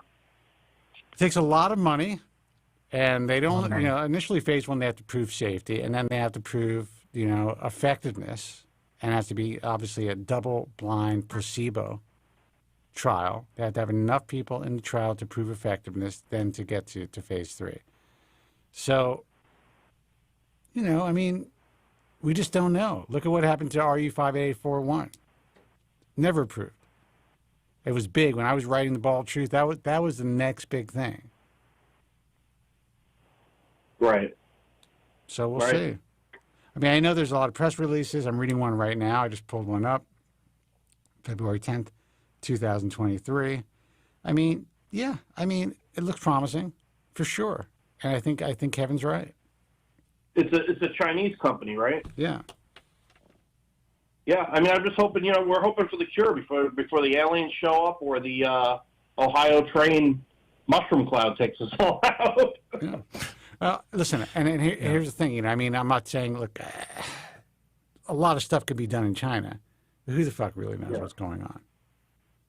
That's how. Right. That's how I felt too about the China aspect of it. We just don't know, man. They're saying that it's safe.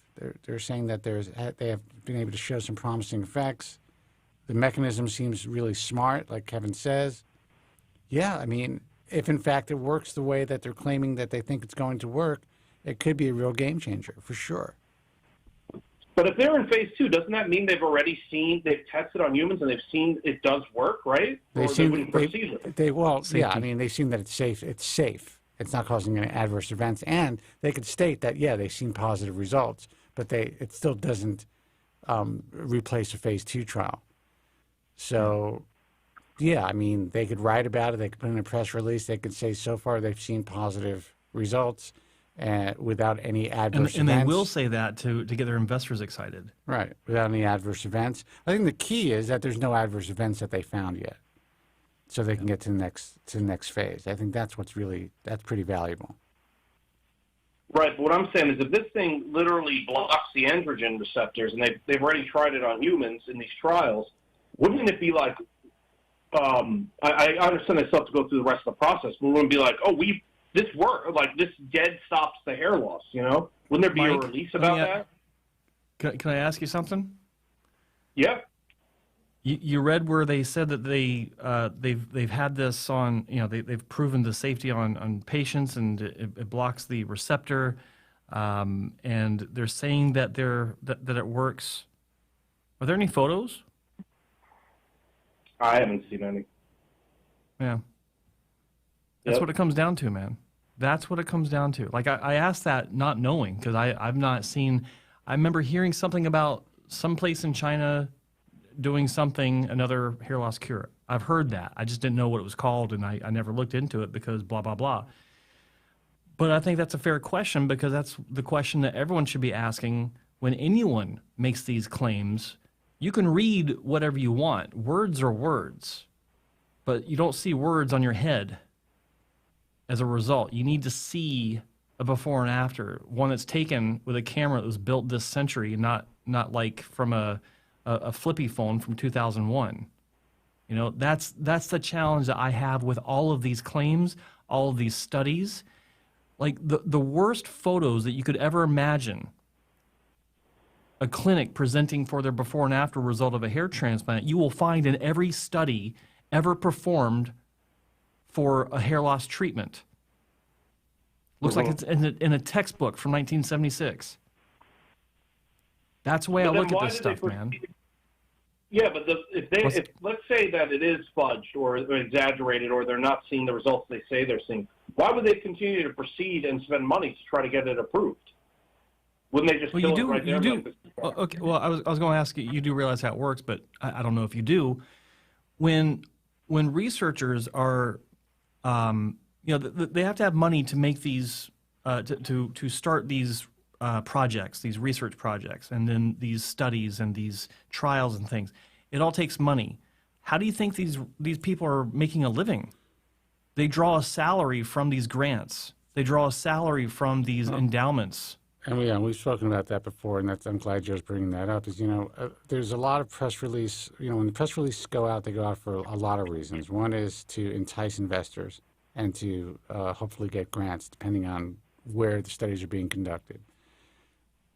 These scientists, researchers, people who are working in the lab, or if it's even if it's an independent laboratory, they need to pay the fucking bills. That's why they want to get this press. Otherwise, why would they even send out the press releases? They want to get excitement. They want to get people riled up and interested. And they make money. And some of these things can last 10, 12 years. All their houses are paid for. Their salaries are being paid for. Everyone's, they're getting their free lunches at the lab. They're able to keep the lights on. And then nothing comes to fruition. Gotcha. Okay. But I'm not saying that. Listen, this seems to be something really interesting. If you are degrading, it's an AR degrader, that's what they're calling it. If you're able to fucking nip that in the bud topically, then yeah, I mean, this could really be a great 1-2 punch, or even used alone as something that could be really successful. Mm-hmm. But again, it just went through phase 1 trials. Phase 1 or phase 2? I'm reading the press release right here. This is February 10th, 2023. And it looks like they announced the positive top-line results from the U.S. Phase 1 clinical trials. So they're going into Phase 2. So essentially it was tested on 129 patients here in the U.S. It was tested on about 90-some-odd patients in China. They got the same results in the U.S. as they did in China. So there were no adverse systemic effects that they were able to qualify. And now they're able to go on to the next phase. That's positive. But it doesn't mean that this is the end of hair loss, at least not in the next few years. Right. So that was my next question. Let's say it does go to phase 2 and phase 3. What's the timeline you're looking at on something like that? 20 years? 10 years? It could take 10 years, 7 years, 10 years. I'll be gone by then. It depends. It depends. All right, well. That's the thing, man. I mean, it could be expedited, but, and you might be able to get it, sometimes what happens with these drugs, they end up becoming either turned into, I guess they would be listed as kind of cosmetics, and they can be listed in different, they won't necessarily decide to get FDA approved, and you might be able to get it from another country. It's very positive that people are going to be ordering this shit from China and having to fucking make in their bathtubs. Who the fuck knows? But I will tell you this. I am not up on it like this guy Kevin is. So I think I'm going to take a closer look at what he's talking about. Guys like him really delve into this shit. I'm at a point now where I am so jaded that it may be unfair to my listeners. You know, I'm being honest. I'm so jaded. I've been doing this for so fucking long. I've seen so many of these press releases and so many of these companies come and go that I've just become extremely jaded. I know. I remember in my 20s when I first noticed this problem, you know, they were like, oh, don't worry, hair multiplication's 5 years away. Yeah. So, but I'm also in the mind of not saying that this is bullshit and that this isn't going to happen. You know, so I'm gonna look. I'm gonna look more deeply into it. I'm gonna check out some of Kevin's videos as well. It could very easily be whatever people are hoping it will be. It's just we don't know, and we won't know until we have conclusive visual evidence, which is what I've always been saying. Like, and this is why I personally have never gotten excited by these. This is one of the things that early on I was skeptical about. If I had the same skepticism about surgery as I do about hair loss, you know, cures or you know, massively improved treatments than what we have now, I wouldn't be sitting here because I wouldn't have made the two, you know, I wouldn't have had the two surgeries I had that got me into Dr. Wong's repair chair, you know, 20 years ago. They've never excited me because I realized early on that an announcement is way different, or a PR release is way different than an actual product that I'll be able to use in my hands and get some sort of result. Like But with that said, it definitely makes great content. And I would also probably check out Hair Loss Cure 2020. I'm sure he's all over this shit. Oh, yeah. So go to hairlosscure2020.com. It makes for great content. It's interesting reading. It does provide some hope. I don't want to take that away from anybody. So, you know, I'm definitely open to learning more and maybe following it a little bit more closely this year. With that said, for all you guys who are like, this is it, I'm not going to have to take finasteride, don't even think about it. This is something that may be in your back pocket in 10 years or in 7 years or whatever it is. Right now, we still only have what we have, and it's not much. Yeah, someone in the chat says it doesn't block the receptor, it destroys it. Yeah, that's right. I got that wrong. It supposedly destroys the receptor completely. Yeah, but then you're still gonna have aging alopecia anyway. Well, I mean, yeah, but you're still gonna, you know, if this is something that actually works the way that they're claiming that it can work or theorizing that it's going to work, then you're going to save a lot of young people a lot of pain. And if they start to deal with aged alopecia when they're in their 60s, I think they're going to be okay. Yeah, so us 40 up crowd are just pretty much screwed. Dude, get yourself a good piece, man. Call it a day. You know what? If you're over 60... I don't know, after you gave that whole speech about how hard it is to maintain, and I know how hard it is to maintain, because you remember I tried the little frontal piece, and that was just a little thing. I understand. I don't know how someone lives with it. It's got to be hard to. Yeah, but you fucked it up, man. You put Topic in your head and in your hair with that stuff, so you got it all. Well, I have to because the whole back of my hair still needs the Topic, you know. Got to do a little derm match or something, or try to keep that Topic away from the glue because that'll fuck it up and it'll look like you have a line of dirt in your hairline. Got to learn how to finesse it. Yeah, it's a learning curve like anything else, I guess. Yeah. Well, listen, brother, I appreciate you bringing this up. And I do think, listen, this guy, Kevin, what's his name? Kevin Mann? What's his name? Kevin Mann, yeah. I don't know why I don't know that. I really should. And Kevin, if you're listening, I apologize. I'm old and I don't pay as much attention to this stuff as I used to. But I think that he is, from what I've seen, I think he provides a lot of hope and a good service. And he's really, I think he really helped people have a little less fear and allayed their fear about taking finasteride over the years. I admire that. Yeah, I've been on finasteride 20-some years, and knock on wood, no issues. So. Yeah, but I mean, this guy was hardcore about saying that, you know, he uses finasteride, and I think he's had a transplant, if I recall, and he's trying to allay people's fears about it. And that's rare. You don't really see that a lot, especially from younger people. No, I think he closed his channel for a while because he was getting so much pushback on that, wasn't he? Did I remember that right? Idea. Yeah, he did, and from the there's some sort of website that's anti-finasteride, But the funny thing is, he was saying when he first started out on this whole journey, he was actually anti-finasteride. Yeah. And then he A lot of learned, people you were. know, that it was, yeah, because he's very Well, into all the respect holistic to him, respect to Kevin Mann For sure. for pushing what he believes in when it comes to this, especially when it is somewhat politically incorrect to be pro-finasteride, much less, aggressively so. And for him to come back after he obviously felt some pressure and left for a while, but good for him for coming Dude, back. I've had my life and literally standing his ground. I've literally had my life threatened just for telling my story. Yeah. That's crazy. I've heard you say that many times. It's just crazy. Yeah.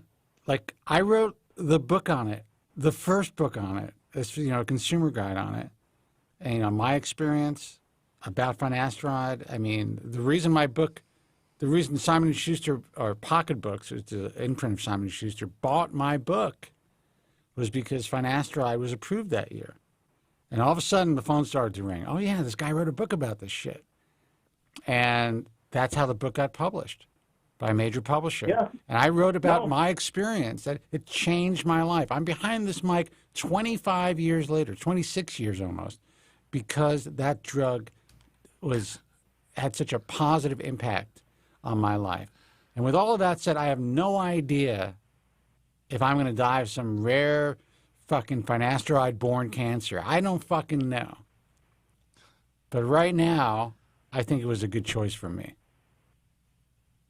Yeah, no, and it's true. You did. You faced a lot of opposition. I mean, back before I started having this problem where I went into this effluvium, and I was talking to hair transplant doctors. I won't name names, but I went to one particular doctor, and he was telling me he could do this, that, and the other thing. And then I said, oh, yeah, I've been watching The Bold Truth. And they said, and you could just see his face drop. He didn't smile. His face just went white.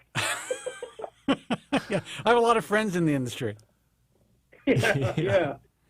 Yeah, dude, when you and I started out doing this early on in my career, but when you come between a man and his money, they fucking lose their minds, man. And I understand it, but all I've been doing all these years is telling the truth. And the really good doctors, they wanted to attach themselves to that truth. And all the rest wanted to somehow suppress it. And you know what? They fucking failed, yo. That's right. Yep. So, listen, dude, I hope things, turn around for you. I know you've been suffering for a long time.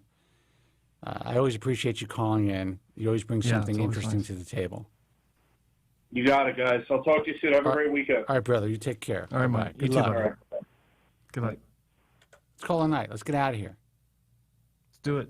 Time for steak. All right. Guys, thank you so much for calling in. Great show, as always. Want to thank my partner in crime. That is an expression, by the way. No one's doing crimes here. Joe Tillman comes to us live every week from his beautiful studio somewhere in Vancouver, British Columbia. Thank you. And if you guys want to check out all the websites, they are in the descriptions on Joe's page. The Hair Transplant, it's the Hair Transplant channel on YouTube. Guys, if I decide to put this up on a podcast, which may or may not happen if you're listening on Spotify or wherever else the podcast is being aired, go to YouTube. Do me a favor. Go to youtube.com/hair transplant mentor. Subscribe to the page, ring the bell, or whatever you got to do to get notifications. Like this broadcast.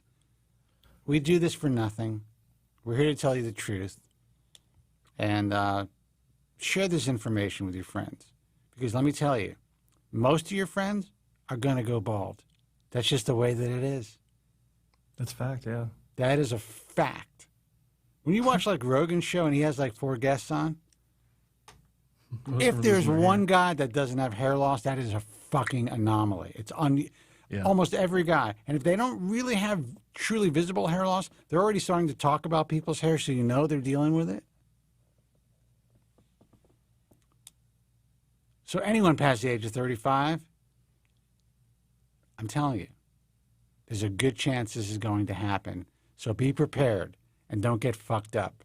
Until next time, be strong, God bless, and thank you guys so much for listening. Take care. Good night. Thank you very much. I'm sorry for any inconvenience you may have been put to prior to the programme, and I'm glad you enjoyed it. And if you could now leave by the exits at the rear, that'd be splendid. Thank you.